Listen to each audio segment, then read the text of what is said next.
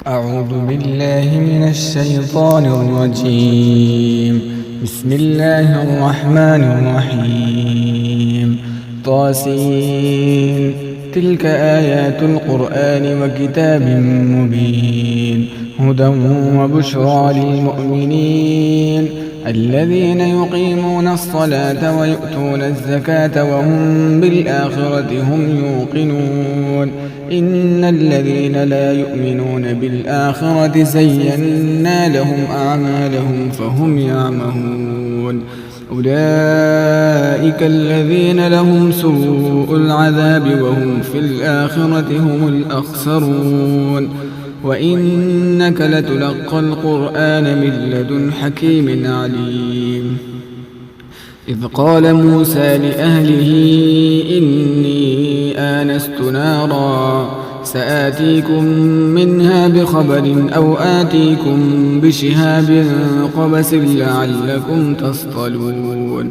فلما جاءها نودي أن بورك من في النار ومن حولها وسبحان الله رب العالمين. يا موسى إنه أنا الله العزيز الحكيم.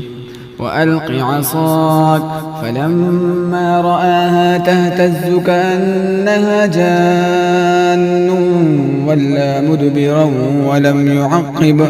يا موسى لا تخف إني لا يخاف لدي المرسلون.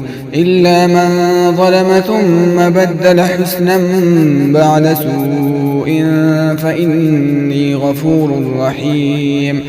وأدخل يدك في جيبك تخرج بيضاء من غير سوء في 9 آيات إلى فرعون وقومه إنهم كانوا قوما فاسقين.